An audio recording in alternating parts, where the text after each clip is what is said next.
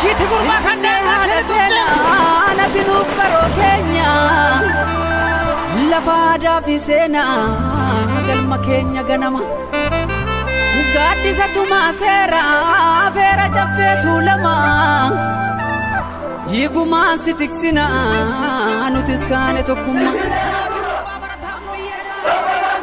Oromiyaa biyya koo meeqa siif itimame dhiigan si tiksuuf jecha meeqa bahee dhabame seenaa guddaan daganne sirraa qaamna finfinnee kanaaf garaan keenya yoomuu kan sin daganne. Handhuura Oromootaa dachee seenaa eeraa fi seera Oromticha ganamaa giddugaleetti biyyaa Finfinnee. Finfinnee, Finfinnee, yaa Finfinnee, Finfinnee, yaa Finfinnee. Magaalaa guddittii Oromiyaa fi biyyoolessaa teessoo gamtaa Afrikaa giddugala diinagdee hawaasummaa fi siyaasaatis Finfinnee. Amalakee waan ofiiko yaa obsakee shakkarirraa nama baasakee warrakee. Amalakee waan ofiiko yaa obsakee shakkarirraa nama baasakee warrakee. Sadarkaa Finfinneen irra jirtu mootummaan naannoo Oromiyaatiin hojiilee misoomaa magaalaa Finfinnee keessatti hojjetamaa jiruu fi karoora fuula duraa ibsuun dura hidhata seenaa Finfinneef uummatni Oromoo waliin qaban akkasumas seenaa hundeeffama magaalaa Finfinnee of duuba deebinee ilaaluun barbaachisaadha. Finfinneen akka magaalaatti hundaa'uu isheetiin dura Oromoota galaantu oree damboobee yaasee elmatee qotee galfatee dilbii guutee irra jiraachaa ture seenaan akka mul'isutti. Naannii Finfinnee Oromoodha. Oromootu irratti eebbifata. Oromootu irratti guddifata. Oromoo irratti mul'ata. Haji Seemaayitti gara mootummaa nama tokko mootummaa dhiibbaa godhuun ilmaan Oromoo irraa buqqaatee dachee nama biraa taate. Dur Oromoon achitti irreeffata. Achi ka'anii immoo bakka amma aadaaf turizimiin itti irratti ijaare kana masqala irratti irreecha irratti achitti horii qalanii wal eebbisanii walii galanii bootaa amma aadaaf turizimiin irratti dhaabbate kana akka jedhamu hin beekna. Dur seenadhaan. Tuulama sadeen jedhamu. Naannoo kana qubatee kan jiru. Tuulamni sadan kun tokko daachi. Daachi hangafticha tuulama keessaa. Daachi kun immoo gosa sadii qaba mataansaa. Gosa gurguddaa sadii qaba. Isaanis galaan, jaambachoo fi jaanjiillee jedhamu. Asitti maal argitaa Finfinneedhaan wal qabsitee Finfinneentu wiirtuudha. Oromootaaf. Oromiyaa biyya koo meeqa siif itimame dhiigan si tiksuuf jecha meeqa bahee dhabame seenaa guddaan daganne sirraa qaamna Finfinnee kanaaf garaan keenya yoomuu kan sin daganne. Oromoon tuulamaas wiirtuu sirna gadaa isaanii odaanabee godhachuun wayita wal bulchaa turanitti Finfinneen caffeetumaa dirree araaraa irreechaa fi sirnoota aadaa garagaraati itti adeemsifachaa turan. Bakka xinti Oromoo waaqatti kadhatee bahee fi hiyyeechi illee biyyuma fe'ee dhufee asitti hin durooma. Maali dirreen sun dirree guddaadha, dirree bal'aadha. Gadaadhaan bulaa ture Oromoon naannoo kanaa maayidhaaf walakkaan Finfinnee galaani. Kun obo amma hora kana ol qabee gullalleedha kan jiru. Isaa gadi immoo galaani kan jiru. Amma dhaqeetoo laga Awwaash ga'us karanaan galaani. Warra dabalee ayyuu jedhu warra munaa tufaa warra ganamaati. Warri kun immoo ijoolleen isaanii kan waamamu warra yeshii dabalee amma yeshii dabalee jetti taaksiin illee hoggaa waamtu. Innaa lafti kun hundumti isaatu waradaan amma jiru kun lafa Oromooti. Dachee seena qabeetti yaada gootota kumaa bara dheeraaf kabajaan jiraattee bara nadiinni si mulqitu. Guddataa arraddoo kumaaf diinaan dhuunfatama. Kee guutoo wasarbiif kee qajeelaa dooyyoo badoo dachaas faatture kan gadi hin jenne roorroof. Oromoon tuulamaa handhuura Oromiyaa Finfinnee fi naannawaa ishee sirna gadaa wal bulchaa turantu sirna gita bittaa nafxanyaatiin dhiibamuu fi weeraramuu eegalan. Oromootti gaafa duulan Oromoonni karaa kaabaa kun qawwee of harkaan qaban waraana malee. Biyya fardaa kanarra deemuu waan hin dandeenyeef asiin socho'anii karaa naan dhufan. Goobana qabatan karaa kaabatti. Biruu nagoo qabatan. Caacaa doobbee qabatan. Oromoota karaa kaabaa warra bichuu fi jidda kana qabatanii duula gaggeessuu qabanii kaan kiristaanaa ofitti makan soddaa godhatan intala kennaniif intala irraa fuudhan soddummaadhaan erga jara qabatanii booda nan waraana hoggaa jedhanii qawween qaban jarri kun dirqama soddummaa firooman amma humni Oromoo qawweedhaan mo'amuu qabee dhawaata qawwee of harkaan qabanii fardaan mo'achuun amma yeroo baay'ee hoggaa baay'ee turanii jiru ofirraa ittisaa yeroon garuu yeroo fardii fi gaachanni eeboon tajaajila ittiin kennine dhufe qawween urufatti nama fagaenya nama rukuttu dhufte kanaaf jarri kun harka kennate moggaasawwan iddoo irreecha isaatii iddoo daawwan garaagaraa iddoo burqaawwan garaagaraa iddoo madda garaagaraa itti ofii isaatii waamu qaba ture kan egaa har'a adeemsa keessa sirna gita bittaa kanaan kan manca'e kan irraanfatame kan bal'aan isaas kan haalame jira jechuun hin danda'ama.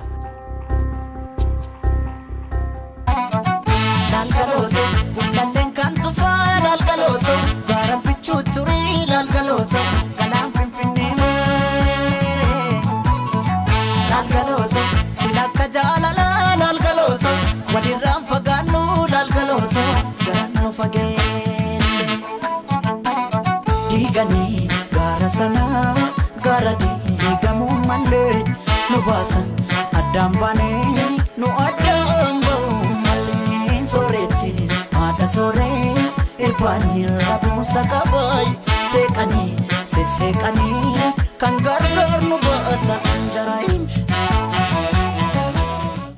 Mootichi Minilik gaara Xuuxxoo yookaan Inxooxxoorra waggaa 12 eegga jiraateen booda bara 1879 gara hora Finfinneetti gadi bu'uun Finfinneenis yeroo kanarraa kaatee teessoo mootummaa taatee tajaajiluu itti fufte dirqamaan harka laattee fuula ishee gita bittootaatti dugda ishee immoo ummata Oromootti laachuu eegalte Finfinneen.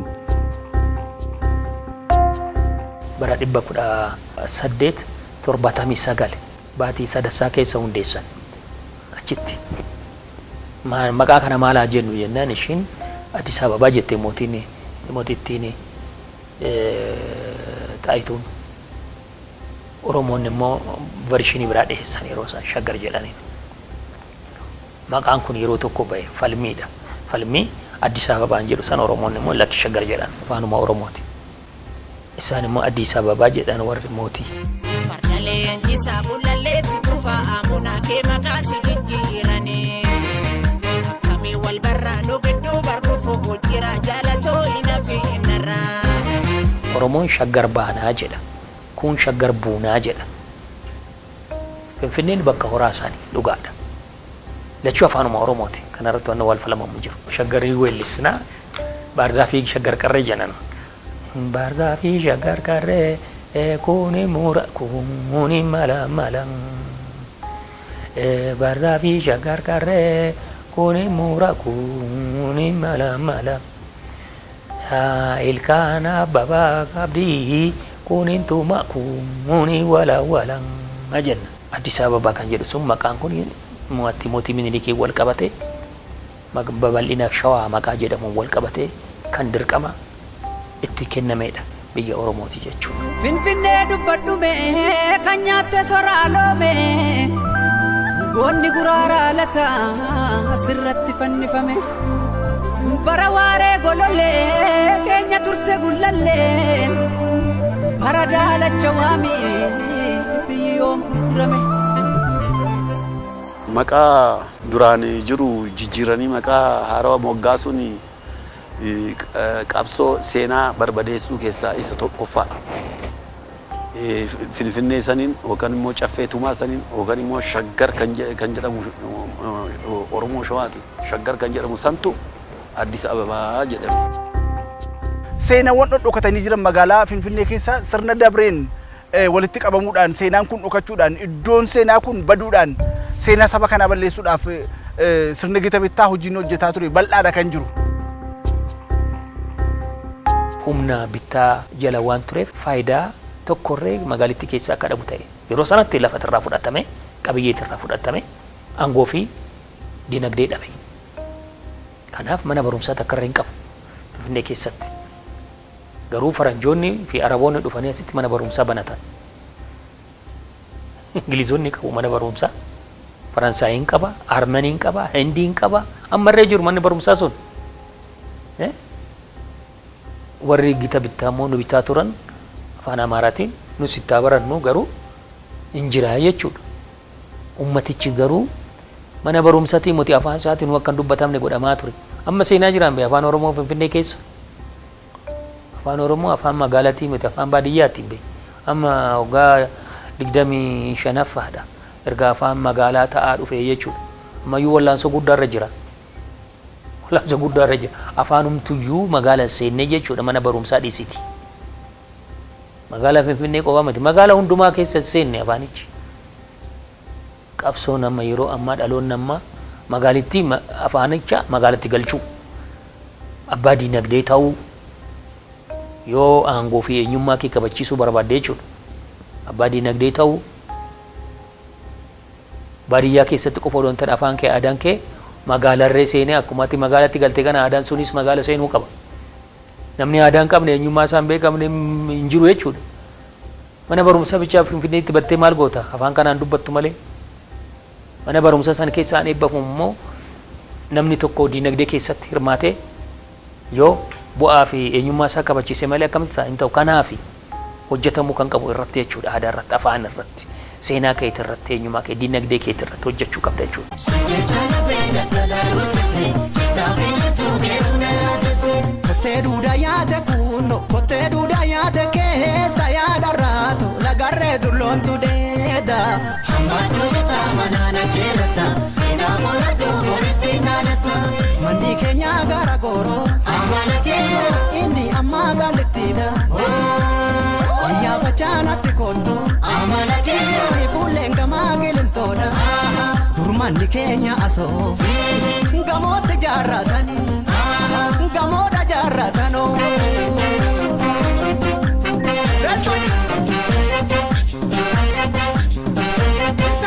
Sirni gita bittaanaaf xanyootaa Oromoo Tuulamaa Harkaa gadaa isaa mancaase gadaan buluun hafee uummanni abbootii biyyaatiin buluu eegale. Erga gadaa laaffisaa dhufanii maaltu uumame abbootii biyyaatu uumame. Abbootiin biyyaa naannoo kanatti jechuudha baay'eedha isaan irra caalaa garuu kan beekaman karaa kaabatiin tufaamunaati inni gumbichu asitti warra duula arra'ee jedhama daalatti irra kan jiran abbaan biyya naannoo kana warra duula arra'ee jedhama karaa kotibeetiin immoo warra allooti warra alloo bunee isaan gama naannoo irra tiksee jimaati karaa jamoo kanaan asiin eekkan immoo warra habeebee tufaati. Abbootiin biyyaa karaa kibbaa kanas jiru abbootii biyyaa bebbeekamoon jechuudha. Kuni gosoota Oromoo naannoo Finfinnee keessa jiran. Abbootiin biyyaa Finfinnee bulchaa turanis muraasa kaasuudhaaf duree waraanaa fi abbaa biyyaa gosa gumbichuu Tufaa Muunaa Baddaa Dilallaa bulchaa ture kan akka Qajeelaa Dooyyoo Qajeelaa Dambii naannoo Birbirsa Yaayii kan amma Araadaa Goorgis jedhamu bulchaati kan ture. Guddataa Araddoo Soraalummee Abeebee Tufaafaatu Finfinnee bulchaa turan akka seenaan ragaa ba'utti. Kee guutoo wasarbiif kee qajeelaa dooyyoo badoo dachaas faatture kan gadi hin jenne roorroof. Abbootiin biyyaa kun humna Minilikii fi Goobanaa hin beeku. Qawwee isaanii qabatanirree arganii jiru. Uummanni garuu hin beeku. Kanaaf nama isaan irra jiru rukutuu qaban. Eeboodhumaan, goraadeedhumaan, fardaan wattaaddara baay'ee jalaa fixan Goobanaa fi Minilik jira. Sirni gita bittaa maqaa lafaa Oromoonni ittiin yaammatan maqaa haarawaa isaaf mijatutti moggaasuun seenaa dabsuun gochaa yeroo sana raawwatamaa turedha. Bakki amma nuti jirru kuni magaalaan markaatoon kuni markaatoo jedhama malee buufata raariidha kan inni jedhamu. Magaalaan Dhuur Finfinneen piyaasa guutamtu Birbirsa kan jedhamu. Garri naannoo Shiraatan jiru dhagaa Araaraati kan jedhamu. Maqaaleen sun jijjiiramanii har'aan tana maqaaleen duraa sun hin beekaman. Magaalee kana jijjiiramuunsaa eenyummaan uummata kanaa eenyummaamti seenaan magaalaa kana akka wajjin baduudha kan godhe. Agansatti kottu yaa qal'ooto shinshiniin siibita na waliin karsoo baatee qal'ooto birbirsa goroo deemna baruu kurmaatiin baanee magaalee baddaa'ee jarsaa deemna caffeetu lama wallee gammeeto caffee aannanii boona jaljaledhaan daalatti kaarina qabbannaadhaan daalatti itti kaarina jaljaledhaan daalatti kaarina qabbannaadhaan daalatti itti kaarina. Naannoon 4 kiiloo ammaa caffeetumaa jechuun waamaa ture Oromoon. Jaan meedaa ammaatiin urufa boombii masqala addababaayiidhaan ulluqqoo kormaa maarkaatoo gara kibbaa sulula garbii sabaattanyaadhaan qaarsaa jabbii naannoo ammaraa saayiluu safar jedhamuun arbuu irreechaa jechuun kan Oromoon waamaa ture kan jijjiirame ta'uu kitaabni seenaa Oromoo hanga jaarraa 20ffaa jedhu biiroo aadaa fi tuurizimii Oromiyaatiin maxxanfame ifatti kaa'a. Lafa sanarra kan ture saba Oromooti. Sabni Oromoo yeroo lafa sanarra ture leegaasii garaa garaa qaba. Odaawwan garaa garaatu jira, lafatti tirreeffatutu jira, moggaasa garaa garaa moggaasa ofiisaatti waamaati kan ture. Egaa moggaasi kun hambawwan yookaan leegaasiin saba kana har'a jiramoo hin jiru kan jedhu yoo laalle bal'aansaa ukkaamamee badee jira. Shawaa keessa kan nuti hin saamamne kamilaata kan nurraa hin fuudhamne utuu jirru jiraa hin jirre taane lafa keenya haala gaadhaan haalamne maqaa keenya haala gaadhaan haalamne afaan keenya haala gaadhaan haalamne biyya keenya haala gaadhaan haalamne mirga keenya haala gaadhaan haalamne. Bara waraana Xaaliyaanii irraa kaasee gootota Oromoo hedduun naannoo Finfinneetti seenaa hojjetanii darbanii fi seenaan isaan yaadatu jiraachuu isaanii ragaaleen seenaa qabatamaadhaan dhugoomsu. Bara Xaaliyaanii sanii ilmi Raas Kaasaa Abarraan marseetoo bule. Maaliidhaaf karanii Finfinnee Xaaliyaaniidha harkaa fudhachuudhaan marsan. Zawudeen irree hin jira, Abbabaan irree hin jira, Abarraan irree hin jira. Abarraan suni daa'ima ta'eeti istirateejiin inni Finfinnee qabachuudhaaf socho'ee itti tolle jalaa fashalaa'e. Kanaaf gaddaniitti faarsu. Gaddan yaadatu jechuudha Abarraa jagna waan ta'eef. Simbirroo mukarra ta'e seeraan baarambaan agootee baalaallaan faranjiin salaalee ceetee kambaa kambaan agootee Abarraa. Abarraa yaa ilma coomaan guddisaa boombiin kuffisanii jedhaniiti. Abarraan kan ittiin beekne tabbaan otoo sagal buleen.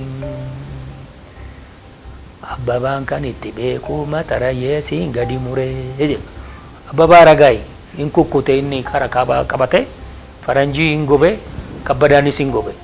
Kabbadaa buzunashi gorootti dachaasee hundumashii. Kabbadaa yaa kabbadaa makkana goggoota biyya badaa jedhe warri sodaate immoo. Kabbadaa yaa kabbadaa makkana goggoota biyya badaa. Kabbadaa buzunashii gorootti dachaasee hundumashii jedhama. Ittaan lafa seenaatti lakkoofsa wagii biyya kabbadaa. Kabbadaa buzunashii gorootti dachaasee hundumashii. Borootti dachaasee hundumaayyuu marsanii asiin Zawudeenii fi eenyu Hayilamaariyaam Maammoo magaalaa Finfinnee qabachuudhaaf itti timani. Garuu dubbiin Xaaliyaaniin mishigiidhaan cimteetti kallattii adda addaatiin ofirraa dhoowwite jechuudha. Kanaaf gootota naannoo Finfinnee jiranii akkanatti faarsaa turan barasan jechuudha. Naannoo Finfinnee gootonni jiran biyyattii tana ijaaruu keessatti waan guddaa qabu jechuudha. Oromoon isaan dura kan jiran isaan akka Baalchaa Saafoo asuma furiidhaa gadi Baalchaa Saafoos kan jiru sooddoo wal qabatee jechuudha. Irraa gadee kaachisee abeebee tufaa irraa gadee kaachisee abeebee tufaa gara irraa fate naatti kaastee cufaa gara irraa fate naatti kaastee cufaa jenna. Akkatti kaachisu yaa abeebee tufaa abbabee too akkatti kaachisu yaa badaanee tufaa garaan irraa fate naatti kaastee cufaa abbabee too garaan irraa fate naatti kaastee cufaa. Abeebee tufaa kun farda jaalata biyya fardaatiif Finfinneenis isa faarsuu jechuudha. Abeebee tufaa isuma.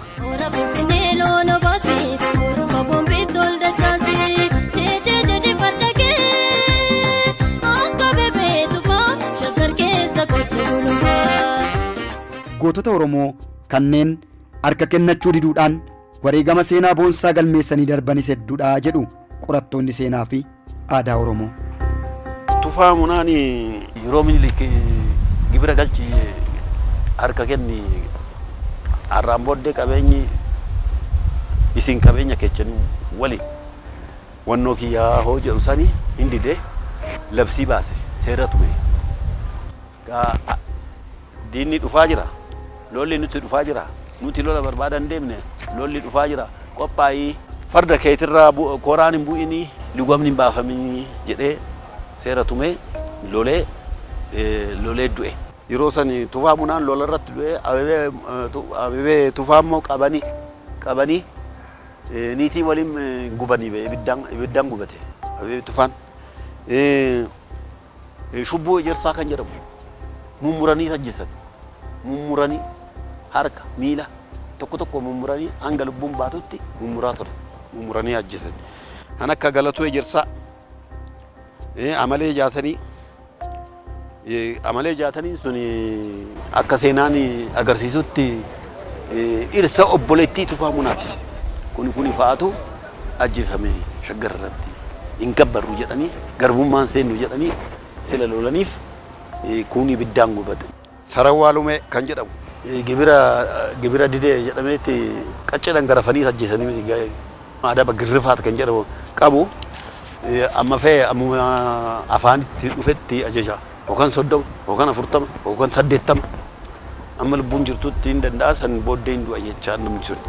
Oromiyaa biyya koo meeqa siif itimame dhiigan si tiksuuf jecha meeqa bahee dhabame seenaa guddaan daganne sirraa qaamna Finfinnee kanaaf garaan keenya yoomuu kan sin daganne dachee seena qabeetti yaada gootota kumaa bara dheeraaf kabajaan jiraattee bara diinni si murgitu guddataa arraddoo uumaaf diinaan dhuunfatama. Kee guutoo wasarbiif kee qajeelaa dooyyoo badoo dachaas faatture kan gadi hin jenne roorroof Finfinnee dubbadhume kan nyaatte soraaloome goonni guraaraa lata asirratti fannifame bara waaree golollee keenya turte gullalleen bara daalacha waamii biyyi yoom gurgurame.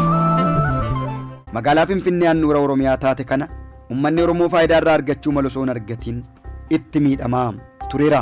Haa ta'u malee sirna kana keessa magaalaan Finfinnee magaalaa guddoo Oromiyaa teessoo mootummaa naannichaa ta'uun ishee heeraan mirkanaa'uu maddiitti faayidaa uummanni Oromoo Finfinnee irraa argachuu malu heera mootummaatiin tumame. Kun seenaa keessatti boqonnaa haaraadha kan ture uummata Oromootiif. Hojiirra oolmaan isaa harkifachuun uummata Oromoo biratti madda komii fi gaaffii yeroo maraas ta'aa jira. Haa ta'u malee gaaffii uummanni Oromoo gama bu'uuraalee misoomaa aadaa fi seenaatiin Finfinnee irratti kaasu deebisuudhaaf hojiitti seenamee jira. Giddugala aadaa, manneen barnootaa fi dhaabbilee tajaajila hawaasummaa babal'isuuf sochiitti jirama. Wanti eenyummaa uummata kanaa mul'isu reefi giddugala aadaadha xinnoo tokkoon socho'uu jalqabe. Finfinnee keessatti hojiileen hojjetamuu malan gama aadaa fi seenaa uummatichaatiin ammallee kutannoo fi ciminaan hojjechuu gaafataa jedhu Oromoonni Finfinnee keessa jiraatan dubbisne. Namni afaan isaa kun yoo deebi'e, eenyummaa isaa kun yoo deebi'e, seenaan isaa kun yoo beekame wanti inni dhimma addaa keessa galuuf hin jiru. Maani giddugala aadaa magaalaa kudhan irratti ijaaramee gara miti maaliif kan nama gammaatti ta'u? Uummanni gaaffii kana amma of keessaa qaba. Gaaffii kana giddugalli aadaa akkuma kan eegametti ta'ee iddoo biraatti garuu wanti kun hojjetamuutu irra jiraata. Aadaa Oromoo kan ibsu hambaaleen akka giddugalaa Oromoo ga'umsa olaanaadhaan kapaasitii guddaadhaan jechuudha gurmaa'ee dirqama isarraa eegamu galmaan ga'uu qaba jechuudha. Maqaadhaaf darbii ijaartee kutaa lakkaaftee teessisuu miti.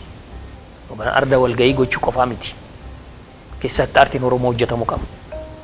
Eenyummaa Oromoo kan ibsu kitaaboleen adda addaa asitti dubbifamuu qabu, maxxanfamuu qabu, qoratamuu qabu. Afaan Oromoo akka dagaagu hojjetamuu qaba asitti. Muuziyeemiin Oromoo aadaa Oromoo kan ibsu meeshaaleen aadaa asitti argisiifamuu qaba. Tufaa Munaa nama naannoo 4 kiiloo bushaa tureedha jedhama. Gootonni Oromoon immoo yeroo dukkana keessa akka bogodhan kan akka jeneraal Taaddasee Birruu jiru yaadannoodhaaf akka ijaarre maaltu ittisa magaalaa Finfinnee keessatti. Maaf namichi kun akka giddu galeessa gootii kun akka giddu galeessaatti uummanni Oromoo dukkanarraa gara ifaatti akka ba'uuf nama warra jalqaba carraaqa turan keessaas adda dureedha. Siidaa yaadannoo akka dhaabatu wanti ittisu maaltu jira. Afaan aadaa seenaa eenyummaan keenya magaalaa kana keessatti calaqqifamuu qabaa jenneetu gaafachuutti jira. Kuni jetteedhaan miti. Finfinneen handhuura jalqaba lafa Oromoo waan turteef. Finfinnee keessatti siidawwan uummata Oromoo ibsan, gadaa ibsan, diinagdee Oromoo ibsan lafa taa'uu qabu. Kiyyaa jedha. Maayidaa Finfinneen magaalaa muummittii guddittii Oromooti. Gootonni kun yaadatamuun, yeroo hunda dhaadatamuun, yeroo hunda maqaa isaanii ol kaasanii mul'isuun baay'ee barbaachisaadha. Maaliif tokko gatii isaan saba kanaaf kaffalan dhaaf beekamtii laachuun barbaachisaadha. Saba kanaaf jecha gatii kaffalaniiru waan ta'eef. Sabni Oromoo lafa kanarra hanga jiraatetti qabsoon kun itti fufa. Bifa isaaf ajandaa isaatu geeddarama malee yeroo hunda goota baasaa deemuun baay'ee barbaachisa. Heroes goota yaadataa deemuu goota akkamitti baasna? Goota galeessa gatii kaffale yoo yaadanne gootota kumaatamaan lakkaa'aman kaleessa gatii kaffalan yoo yaadanne gootota miliyoonotaan lakkaa'aman boru uumamuu danda'an har'a uumaman uumnaa jechuudha. Biiroon Aadaa fi Turizimii Oromiyaa gaaffii uummanni Oromoo gama aadaa fi seenaa isaatiin magaalaa Finfinnee irraa qabu deebisuudhaaf yeroo kamiinuu caalaatti hojjechaa jira jedha. Galmoon garaagaraa, manneen barnootaa garaagaraa, mana tiyaataraa akkasuma odaa taa'urii akka biyyattiitti akka magaalaa Finfinneetti fakkeenyummaa guddaa fi fudhatama guddaa qabullee ijaaruudhaaf karoorri tiyaarriin isaa dhumee sadarkaa diizaayiniitti illee itti adeemuudhaaf kan jiru jira jechuudha. Taa'urii Oromoo hojjannaa jennan naannoo kanatti amma yeroo dhiyootti proposaalaa dhiyeessinee jirra. Inni hojjetamuu qaba. Ani Oromoo ibsu. Dheerinni isaa ulee abbaa gadaa biyyi tun biyya gadaati. Ardaan mudatisiin jedhee jira. Ulee yookaan horooroo abbaa gadaa kan mul'istu. Taa'urii karaa meetira 300 ol fagaatu hojjetamuu qabaa jenna. Finfinnee keessatti. Biyya Oromooti lafa Oromooti. Oromoo mirga qaba aadaa isaatiitti mul'isuudhaaf. Kun immoo Oromoodhaaf qaban Itoophiyaadhaafis Afrikaadhaafis waan guddaadha. Maaluma gadaan kan ibsu reeshi. Yuneeskootti galmeessisiisne waamti gadaa ibsu tokko maaluma qabannee dhiyaanna addunyaatti jechuu qabna jechuudha. Kana ibsina. Kana miidiyaan keenyas, reediyoon keenyas, hayyoonni keenyas, mootummaan keenyas irratti hojjetu qaba. Uleen keenya kana jenne ulee abbaa gadaati. Horooroon otoorree uleen cabee kan abbaa gadaa hin cabu. Beekee yoo birra tarre malee seenaan hiyyeessan qabu jedha Alii Birraa yoo taphatu. Uleen abbaa gadaa suni humna abbaa gadaa agarsiisti. Taa'uriin sun kara fuulduraa lafa qabiyyee Oromoo abbaa gadaa ta'uu ishee mul'isna jechuudha. Biiroo Aadaa fi Turizimii Oromiyaa wajjin kontiraata gamoowwan 6 qabna. Isaan hundumaa asuma Finfinnee keessatti hojjetamu. Gamoowwan 6 akka aadaa fi duudhaalee uummata Oromoo ibsuudhaaf yaallee akkas hojjechaa jirra. Gamoo sinimaa tokko hojjechaa jirra. Theatrical hall tokko hojjechaa jirra. Isaan wajjin art school Oromiyaa art school isallee hojjechaa jirra. Exhibition center kan jenullee isallee hojjechaa jirra. Konseptii isaa kan fudhannu maal irratti duraan Finfinnee irratti yeroo Oromoon tuulamaa jiraachaa jiru iddoo san maaltu represent godhaa kan jedhu irratti namoota kana irratti beekumsa qaba wajjin discuss goone konseptii isaanii achirraa fudhachuu yaadne jechuudha.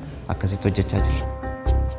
Gaafiin faayidaa addaa uummanni Oromoo Finfinnee irraa argachuu mala gaafii uummata bal'aa kan caffee Oromiyaas ta'ee jira. Xiyyeeffannoo kan gaafatu. Amma kaan mirga isaanii dhabanii miti Oromoon gaafachuutti kan jiru. Oromoon garuu mirgi isaa haa eegamuufidha magaalaa kana keessatti. Isa kana immoo Biiroo Aadaa fi Turizimiinis caffeen inni aangoo olaanaa qabus dhaabbanni Dimookiraasii Uummata Oromoo inni biyya geggeessu Oromiyaa geggeessus itti jabaatanii deemuu irra jiraata. Uummati Oromoo magaalaa kanarraa bu'aa argachuu qabu argachuu qaba. akkuma jedhee mootummaan naannoo Oromiyaa bu'aa uummatii Oromoo karaa siyaasaas haa ta'u karaa hawaasummaas karaa dinagdees argachuun irra jiru irratti hojjechaa akka jiru nan abdadha. Dhimmi faayidaa addaa magaalaa Finfinnee irraa Oromiyaan argachuu danda'uu qabdi jedhamee barreeffame sun mana barumsaa magaalaa Finfinnee keessatti barreessuun keenya ijaaruun keenya faayidaa addaa argachuu mallu sana nu argisiiseera jechuu dandeenya. Mootummaan naannoo Oromiyaas gaaffii diinagdee hawaasummaaf siyaasaa uummanni Oromoo Finfinnee irratti kaasu bu'uura irraa deebisuuf walumaa galatti fedhii uummatichaa guutuuf yeroo kutannoo olaanaan hojjechaa jirudha. Dhimma kanarratti gaafatamuu qaba jedhamanii itti amanaman hundi dhihaatanii qorannaansaa dhumee mariinsaas raawwatee yeroo dhihoo kana qaama dhimmi ilaaluuf gara federaalaatti kan darbe waan ta'eef gamasuma sanaan qaamni seeraan aangoo qabu ilaalee furmaata akka inni argatu in taasisa jenneeti kan yaadnu. Eenyu baashiitti gurmaa kan deemaa seenaa natti nuuf karoo keenya lafa aadaa fi seenaa galma keenya ganama gaaddisa tumaa seeraa feera caffeetu lama hiigumaan si tiksinaa nutis kaane tokkummaa. Oromiyaa biyya koo meeqa siif itimame dhiigan si tiksuuf jecha meeqa bahee dhabame seenaa guddaan daganne sirraa qaamna Finfinnee kanaaf garaan keenya yoomuu kan sin daganne.